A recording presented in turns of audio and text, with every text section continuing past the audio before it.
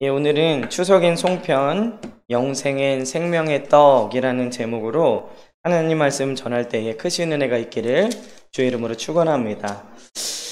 저희가 계속해서 마태복음 강해를 하고 있었는데 이제 마태복음이 27장, 28장 두 장이 남았습니다. 근데 이번 주에 원래 순서대로 하면 이제 가룟 유다가 스스로 목을 매는 본문이기 때문에 아무래도 좀 무거운 주제로 이 일가 친척을 만나는 것보다는 마태복음 강의를 한 주 쉬고 그 추석에 일가 친척들을 만나기 위해서 우리가 복음으로 무장해야 되겠다라는 마음이 들어서 오늘은 특별히 요한복음 말씀을 같이 나누고자 합니다. 이 코로나로 인해서 추석에 고향을 찾겠다라고 말한 사람들이 예전에 비해서 많이 줄었다는 이야기를 들었습니다. 어떤 한 조사기관에서 조사한 결과에 의하면 서울에 거주하는 사람 중에 약 73% 정도가 올해는 고향에 내려가지 않겠다 이렇게 대답을 했다고 합니다. 이 코로나는 우리의 삶을 참으로 많이 바꾸어 놓았죠. 어제도 어떤 전문가의 이야기를 들어보니 예전처럼 완전히 돌아가려면 적어도 3년 정도는 지나야 된다 이렇게 얘기를 하더라고요. 그럼에도 불구하고 이 추석은 우리에게 참으로 좋은 명절입니다. 이 추석하면 제일 먼저 떠오르는 것이 바로 송편이죠. 이 송편의 모양과 재료는 지방마다 각각 다르지만 추석에 송편을 먹는다는 것은 전국적으로 똑같습니다. 우리나라 사람들은 큰 명절에는 늘 떡을 먹었는데요. 예를 들면 설날에는 떡국, 그리고 추석에는 송편, 그리고 잔치에는 꼭 떡이 들어가게 되어 있죠. 그래서 개업을 하거나 기쁜 일이 있으면 떡을 돌린다 이렇게 이야기들을 합니다. 지금은 코로나 때문에 우리가 잘 못하고 있지만 사실 저희 교회도 성도님들이 기쁜 일이나 감사한 일이 있으면 성도님들에게 떡을 대접하고는 하죠. 떡은 우리에게 주식은 아니지만 기쁨을 나누고 사랑을 나누는 대표적인 전통 음식이라고 할 수 있습니다. 추석에 먹는 송편이나 혹은 인절미, 아람떡과 같이 맛도 좋고 간식으로도 훌륭한 떡들이지만 그렇다고 해서 꼭 먹지 않는다고 해가 되는 것은 아니죠. 그런데 오늘 우리가 반드시 먹어야 하는 떡이 있는데 송편이나 바람떡은 먹지 않아도 크게 상관이 없습니다. 그러나 오늘 우리가 반드시 먹어야 되는 떡은 바로 생명의 떡입니다. 그 떡이 오늘 본문에 소개되고 있는데요. 바로 예수님 자신이 생명의 떡이다. 하늘에서 내려온 생명의 떡이다. 라고 이렇게 말씀을 하고 계십니다. 예수님은 천국을 잔치하는 곳으로 비유하셨죠. 우리나라 잔치에 떡이 있는 것처럼 이 천국 잔치에는 이 생명의 떡을 먹은 사람만이 들어갈 수 있습니다. 그러므로 오늘 본문을 통해서 송편보다 더욱 귀하신 생명의 떡인 예수님을 이번 추석에 일가 친척들에게 전할 수 있는 우리 귀한 베델교회 성도님들 되시기를 주의 이름으로 간절히 축원합니다. 첫 번째로는요, 사람들은 무엇을 기억하며 사는가입니다. 오늘 26절에 보면 예수님이 이렇게 말씀하시죠. 예수께서 대답하여 이르시되 내가 진실로 진실로 너희에게 이르노니 너희가 나를 찾는 것은 표적을 본 까닭이 아니요 떡을 먹고 배부른 까닭이로다. 사람들이요, 오늘 그 22절부터 보면은 너무나 열심히 예수님을 찾았습니다. 어디로 갔더니 예수님이 계시지 않고 심지어는 배를 타고 쫓아가서 예수님을 만나려고 했다는 것이죠. 근데 많은 사람들이 예수님을 찾아왔는데 예수님이 그 많은 사람들에게 천국 복음을 전할 수 있는 기회임에도 불구하고 그들이 찾아온 것을 그렇게 기쁘게 여기신 것 같지 않습니다. 오히려 복음서에 보면 사람들이 싫어했던 창녀나 세리, 어린아이가 찾아왔을 때는 기뻐하셨음에도 불구하고 많은 사람들이 왔는데 오늘 어떻게 보면 책망하시는 것처럼 보여지고 있죠. 그 이유는 그들이 예수님을 찾아온 동기를 알고 계셨기 때문에 그렇습니다. 그들은 바로 떡 먹은 기억 때문에 예수님을 찾아온 것이죠. 예수님은 그들의 동기를 아시고 예수님을 찾아왔을 때에 오늘 우리가 읽은 26절처럼 말씀을 하신 겁니다. 오늘 읽지는 않았지만 이들은 이 요한복음 6장 1절에서 15절에 기록되어 있는 오병이어의 사건을 통해서 자신들이 이미 예수님이 나눠주신 빵과 고기를 통해 배부른 경험이 있었던 것입니다. 우리는 무엇을 기억하고 사는가가 굉장히 중요하죠. 그런데 대부분의 사람들은 은혜 받은 기억보다는 아픈 기억들을, 그리고 사랑받고 은혜 받은 것보다는 섭섭한 것을 더 많이 기억하고 살고 있습니다. 영적인 것보다는 육적인 것을 더 많이 기억하면서 살게 되어 있죠. 말씀보다는 어제 본 드라마를 더 잘 기억하는 것이 우리의 모습입니다. 하지만 은혜의 기억은 우리로 하나님께 감사함으로 나가게 하는 것입니다. 추석은 특별히 감사하는 날이라고 생각을 합니다. 오늘 우리는 지금까지 우리에게 주신 은혜를 기억하면서 이 연휴를 보내시기를 주의 이름으로 축원합니다. 그런데 이 은혜를 기억하려면 그럼 어떻게 해야 하느냐? 은혜 받은 경험이 있어야 은혜를 기억하며 감사할 수 있습니다. 오늘 적어도 이스라엘 백성들은 떡 먹은 기억이 있었죠.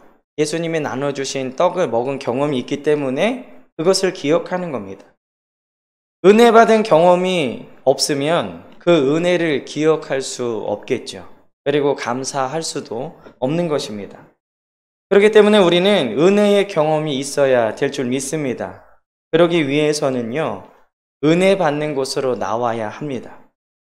하나님은 아무 곳에서나 은혜를 부어주시지 않죠. 은혜 받을 만한 곳에 은혜가 부어집니다. 극단적인 얘기지만 술집이나 도박장 같은 데에 하나님의 은혜가 부어지지 않습니다. 또한 하나님의 은혜는 은혜 받을 만한 심령에 부어집니다. 은혜를 사모하고 간절히 바라는 사람들에게 하나님의 은혜가 부어진다는 것이죠. 그런 은혜의 기억이 나를 더욱 예수님께 가까이 가게 하는 것입니다. 추석이 되면 추도 예배를 드리는 가정도 있을 겁니다. 추도 예배를 드리는 가정에서는 보통 부모님의 삶을 기억하는 시간을 갖죠. 올 추석에는 부모님의 삶을 기억하시면서 무엇보다도 예수님이 나에게 주신 은혜를 더욱더 기억하시는 그러한 시간을 가지시기를 주의 이름으로 축원합니다.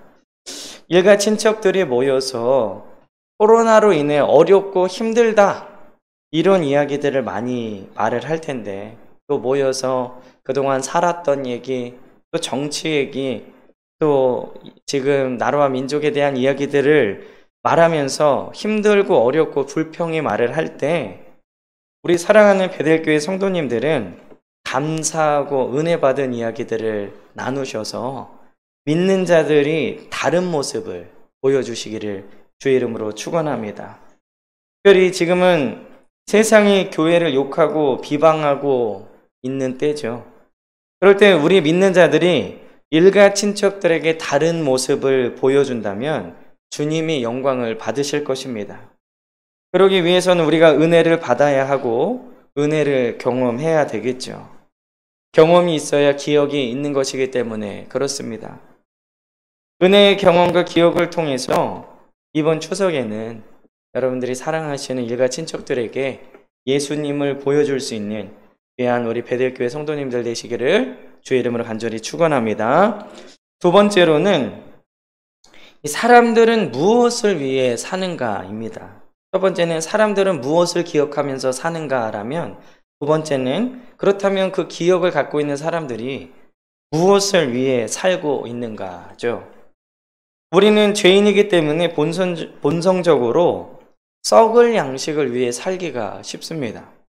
오늘 주님은 우리가 무엇을 위해 살아야 하는지에 대해서 정확하게 말씀하고 계시는데 오늘 27절에 보면 썩을 양식을 위하여 일하지 말고 영생하도록 있는 양식을 위하여 하라. 오늘 우리에게 분명하게 말씀해 주셨죠. 우리가 무엇을 위해서 살아야 되는가? 썩을 양식을 위해서가 아니라 영생을 위한 양식을 위해서 살아라. 그렇다면 그 영생하도록 하는 양식은 누가 주시느냐? 바로 하늘에서, 즉 예수님이 주시는 것입니다. 이렇게 말씀하셨더니 그들이 그러면 28절에 우리가 어떻게 하여야 하나님의 일을 합니까? 라고 예수님께 다시 한번 물어보죠. 그랬더니 예수님께서 29절에 하나님께서 보내신 일을 믿는 것이 하나님의 일을 하는 것이다. 즉 우리는 믿음으로 하나님의 일에 동참할 수 있다는 겁니다.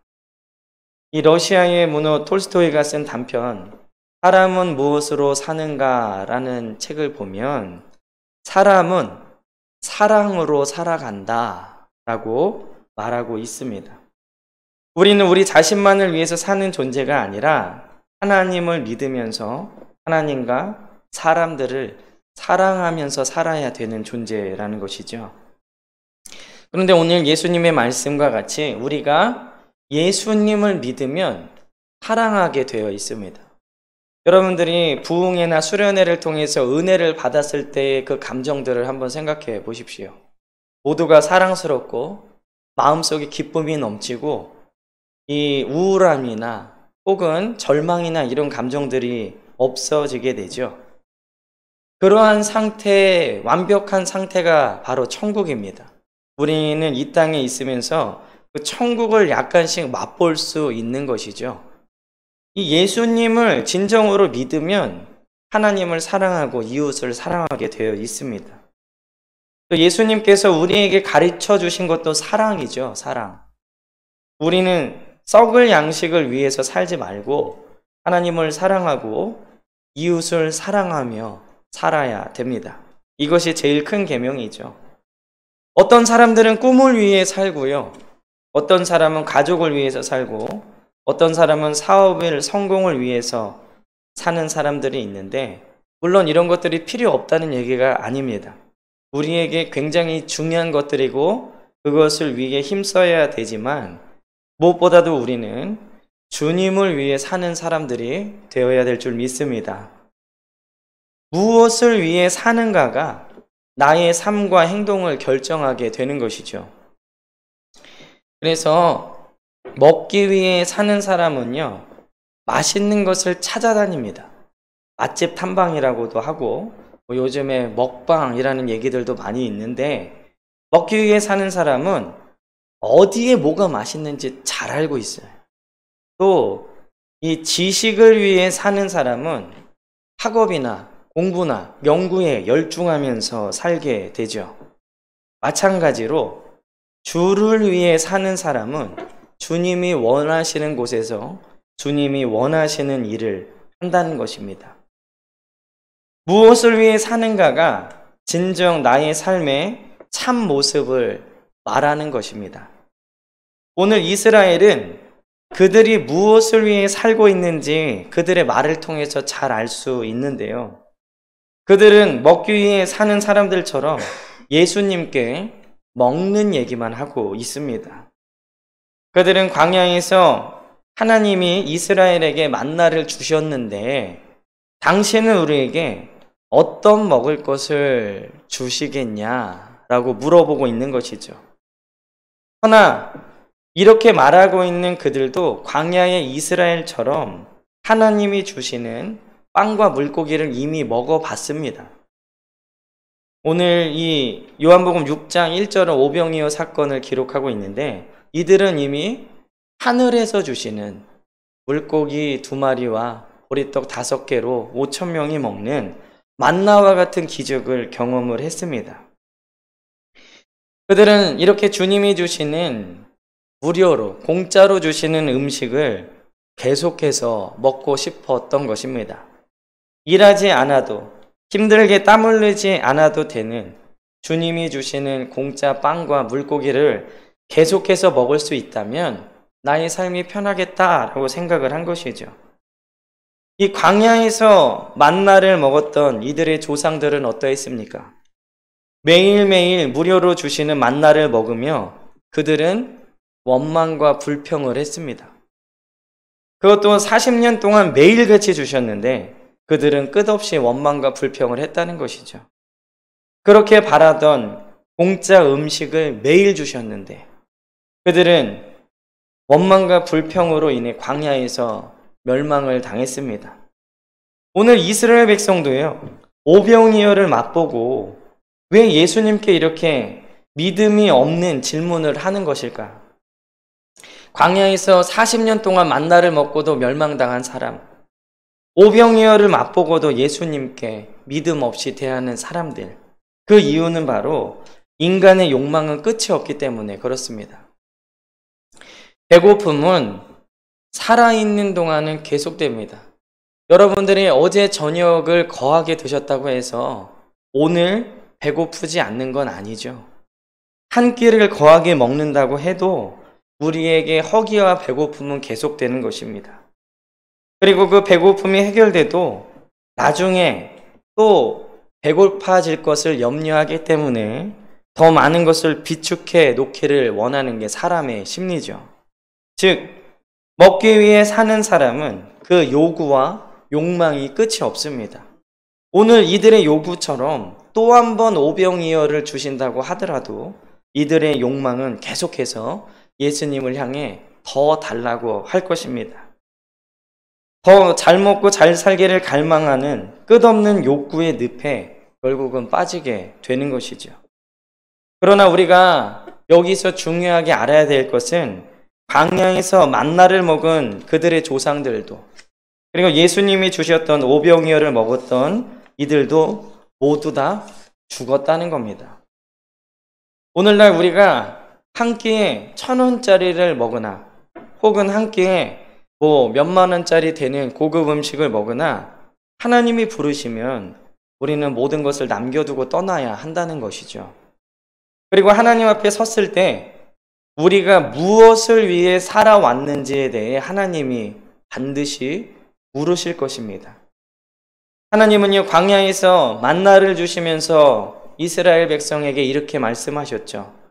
너를 낮추시며 너를 줄이게 하시며 또 너도 알지 못하며 내 조상들도 알지 못하던 만나를 내게 먹이신 것은 사람이 떡으로만 사는 것이 아니요 여호와의 입에서 나오는 모든 말씀으로 사는 줄을 내가 알게 하려 하심이니라. 사람은 떡으로 사는 게 아니라 떡이 필요한 존재들이지만 우리가 사는 것은 여호와의 입에서 나오는 모든 말씀으로 살게 되는 줄 믿습니다. 예수님께서 40일을 금식하시고 마귀에게 시험 받으실 때에도 이 말씀을 하셨습니다. 마태복음 4장 4절에 사람이 떡으로만 살 것이 아니요 하나님의 입으로부터 나오는 모든 말씀으로 살 것이라. 우리는 송편을 먹기 때문에 사는 게 아니라 좋은 음식을 먹음으로 사는 것이 아니라 하나님의 말씀을 통해서 영생을 얻게 되는 줄 믿습니다.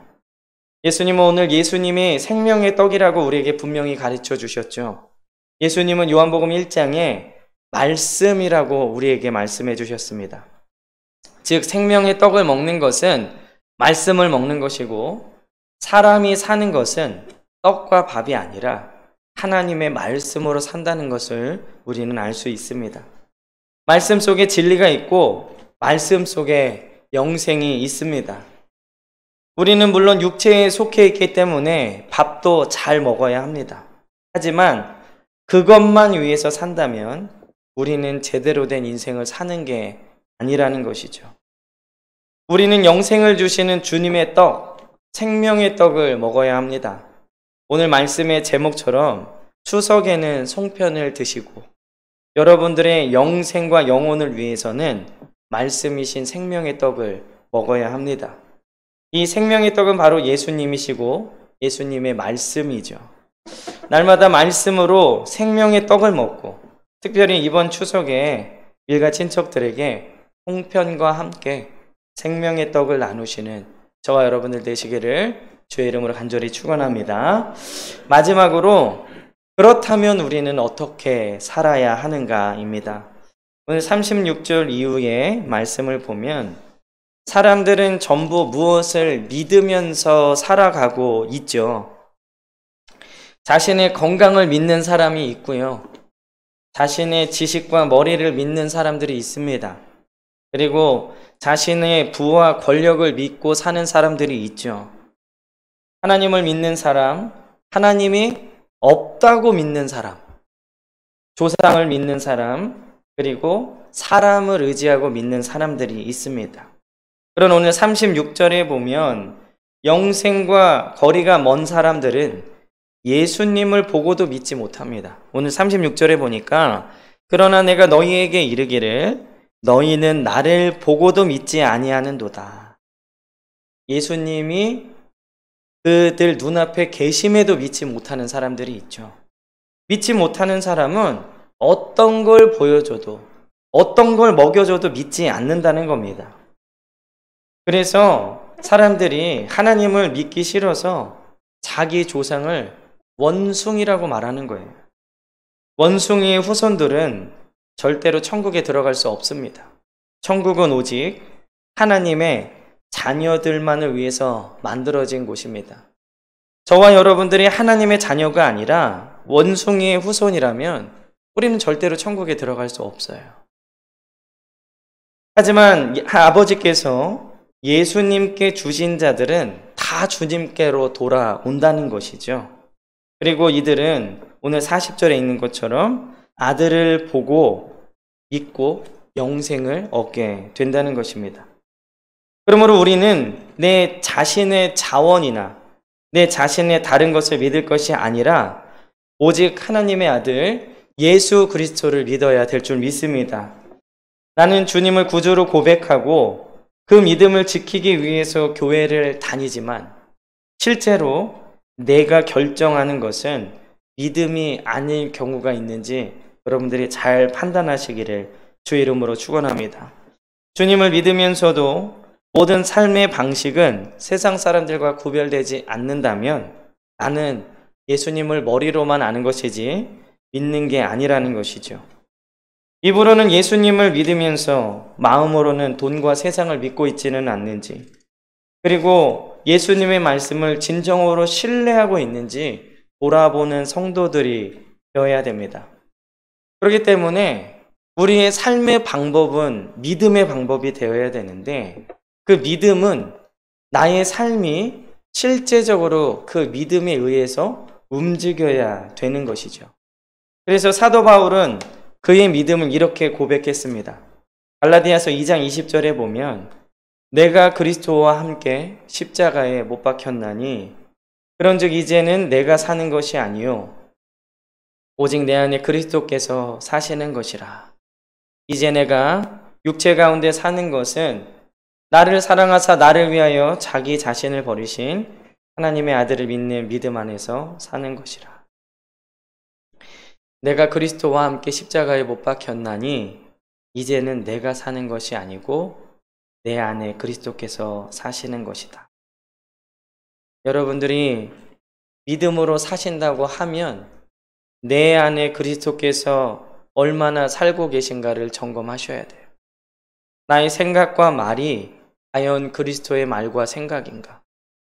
그리스도의 말씀이 나의 삶에 얼마나 영향을 주고 있는가를 늘 돌아보셔야 된다는 것입니다.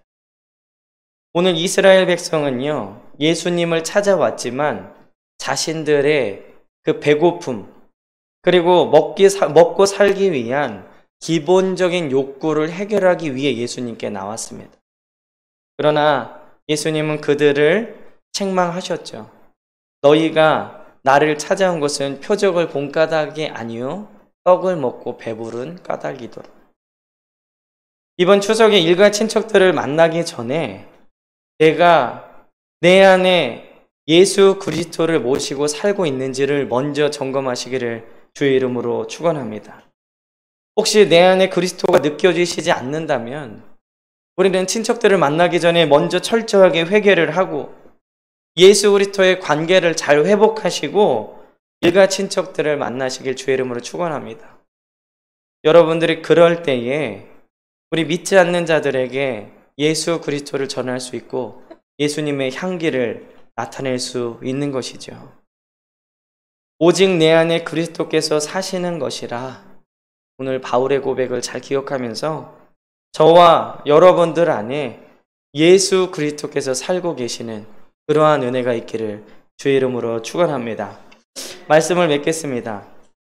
사람은 무엇을 기억하고 사는가? 이스라엘처럼 빵 먹은 기억으로 예수님을 찾는 것이 아니라 은혜의 기억으로 예수님을 찾는 저와 여러분들 되시길 바라고, 그 은혜의 기억을 갖기 위해선 은혜의 경험이 있어야 합니다. 그리고 또한 사람은 무엇을 위해 사는가? 빵을 위해 사는 인생이 아니라 하나님을 위해 사는 귀한 인생이 되어야 됩니다. 그리고 무엇을 먹는가보다 더 중요한 것은 사람이 떡으로만 살 것이 아니요 하나님의 말씀으로 사는 것임을 잘 기억하시면서 영의 삶을 위해 하나님의 말씀을 잘 먹는 저와 여러분들 되시길 주의 이름으로 축원합니다. 그리고 마지막으로, 그렇다면 우리는 어떻게 살아야 하는가? 입으로만 믿는 믿음이 아니라 실천하고 선택하는 믿음이 되어야 되죠. 내 안에 그리스도를 모시고 사는 진정한 그리스도인의 삶. 그래서 그 삶이 예수님의 향기로 여러분들 친척들에게 전해지는 귀한 한가위가 되시기를 주의 이름으로 간절히 축원합니다. 기도하겠습니다.